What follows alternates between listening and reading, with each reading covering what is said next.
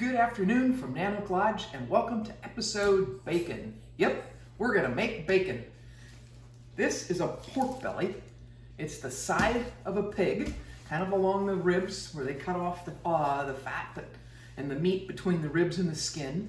And that's what we use to make bacon. It's what everybody uses to make pork bacon with. But this is easy. I got it at Costco. Comes vacuum sealed just like this, but you can buy it from your local butcher or a local meat market or a farmer or whatever you have in your area. It was just easy for me to go to Costco and get this. And it's a good quality. I've used it before. So why do you want to make your own bacon? Well, making bacon's not hard. You have to have a couple of ingredients on hand, some molasses and some pink salt, and we'll kind of talk about that. And you have to have a way to smoke it. That could be a Weber kettle grill, it could be a gas grill, it could be a Traeger or a green egg or something like that. I happen to have a Traeger grill, so that's what we're going to use next week when we smoke it, after it's cured for a week. But if you look at your manufacturer's instructions for your gas grill or your Weber grill, you can figure out how to use chips and smoke it on whatever piece of equipment you have. So let's make some bacon. Making bacon is really a two-step process, and you do it over one weekend and then the next weekend. This weekend, we're going to set up all the pieces of the bacon for the curing part, and we'll let that cure in the fridge for a week. And then next weekend, we'll come back and we'll put it in the smoker, and then it'll be really great smoked bacon. So you have in front of you the ingredients for a bacon cure. Salt, sugar, brown and white I like to use, a little bit of molasses, which is going to help it stick to the cure stick to the meat, pepper, and then a little bit of what we call pink salt. It's a little bit of sodium nitrate, and we're going to use this very little, like a quarter of a teaspoon for all of this. Just helps to make sure that we preserve that bacon with the smoking process, and it keeps it just a little bit of pink. You don't have to use it if you want unnitrated bacon, but I always use it because I just like it better that way. I've got black whole peppercorns. I keep them whole so that I can grind them in a spice mill to make it really nice fresh pepper taste. But if you don't have that, just use already ground black pepper, that's fine. So let's make the cure, and then I'll show you how to rub it all over the bacon, and we'll put it in the fridge for the week. Prep for this is really easy. I've just measured out the half a cup of salt. This is, as you saw, Morton's kosher salt. I really like Diamond Crystal better. It's a little bit more fine than the Morton's, but given the supply chain state these days, that's all that was at my grocery store. So that's what I have for now for the future. I've got quarter cup of brown sugar and a quarter cup of white sugar, quarter teaspoon of the pink salt, tablespoon of pepper, and then 3/4 of a cup of molasses. We're going to mix all the dry ingredients together, and then we'll cut up the pork belly and get it all put together.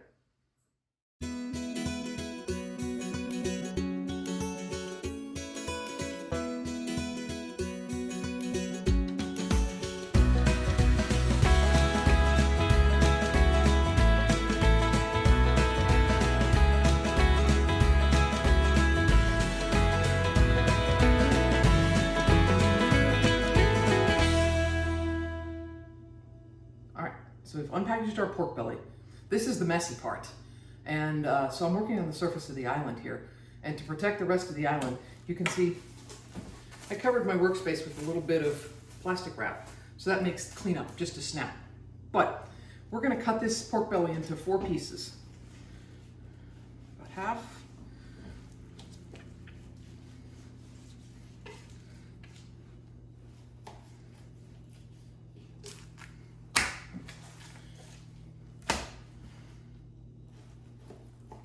And these are just approximate. It doesn't matter exactly what the size is, but I do 4.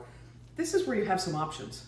Everything is going to get rubbed with molasses and the basic cure. But this is where you can start to have some fun. If you want to take just one of these, because we're going to put each of these in a Ziploc bag. So if you want to take one of these and put in some chopped up jalapenos and make a really spicy one or coat it with red pepper. I have herbs that I get from the garden all year long, and they are a variety of them. Sage and rosemary and thyme, and sometimes some lavender, lots of marjoram, oregano, basil, and all the extra stuff I dry out. And then I have a jar of herbs that are just mixed herbs. And sometimes I'll take those and mix those in with a little bit of, rub that in the cure, and then you sort of get this nice wonderful herb, bacon taste. You can add a lot of pepper. And in fact, we can make one of these black pepper one when we do the smoking part of it. I've taken and put a little 1/4 cup of bourbon in there once I've got it all rubbed and done. I don't really care for that as much as I thought I would, even though I love my bourbon.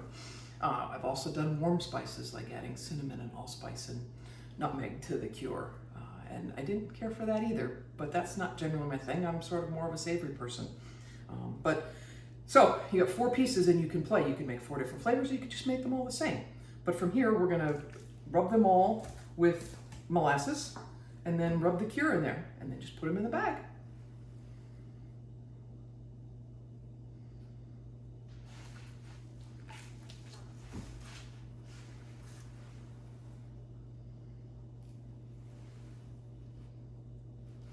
You get to get your hands dirty. This is the whole part where you get your hands dirty. I'm going to rub that molasses in there so that we get all of it coated, rub it down the sides. This molasses is what's going to make the cure stick to the bacon, and it's going to add a little bit of flavor.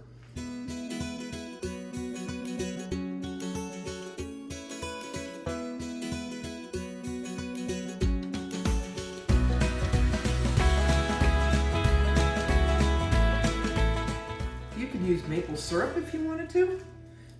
That would also give you some maple bacon and make it sticky, and not probably quite as sticky as molasses, but sticky enough. So now everything's nice and coated with molasses. We've got everything all done, and now it's time for the cure. Bring that in. You want to take about half the cure. Gonna rub it all over. Again, just rubbing everything around, tops, sides.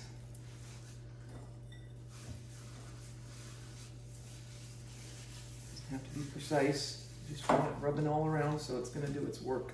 It's gonna help to draw out a little bit of the liquid.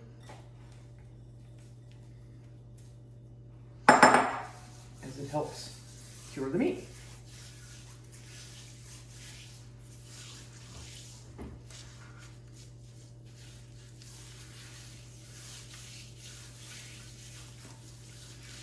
Get all nice and pebbly.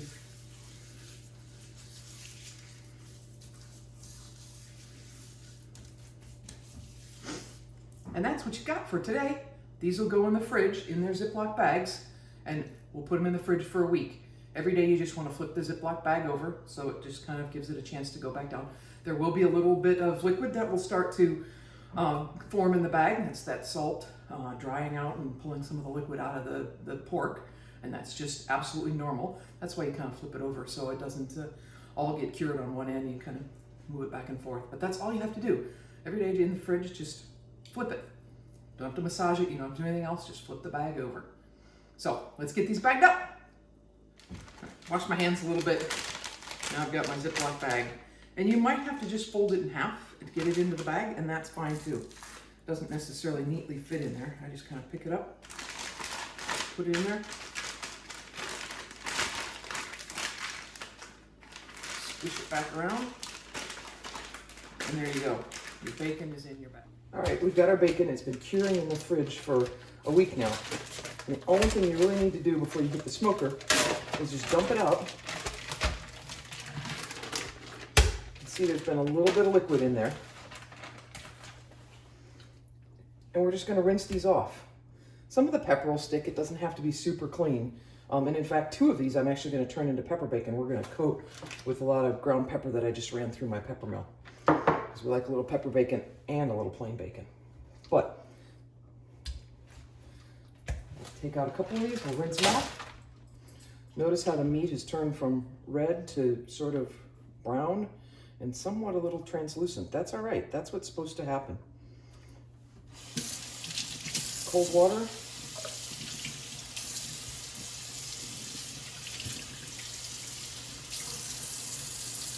So again, there'll still be some of the pepper or the spices that have stuck.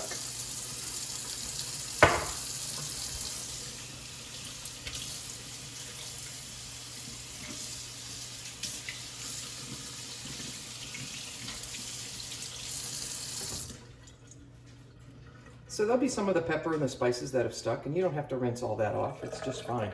Just kind of trying to rinse off a little bit of the molasses and the outer cure. So then, to make the pepper bacon, you're just really going to coat this completely with pepper. And it's going to smoke that way.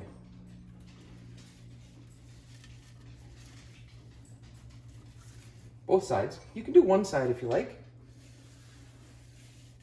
depending on how peppery you want your bacon.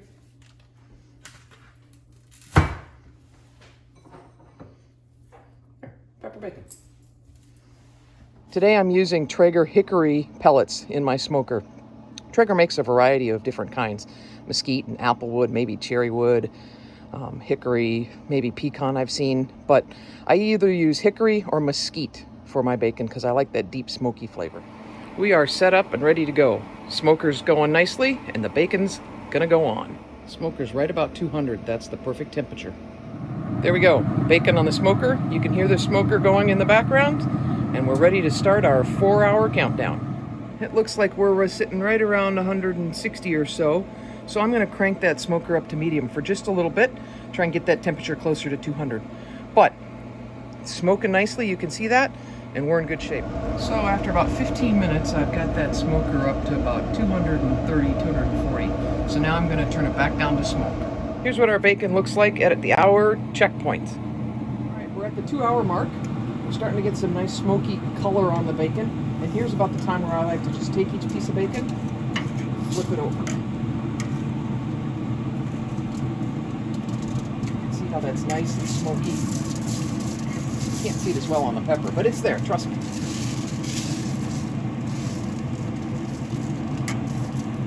There we go. We'll check it again in about an hour.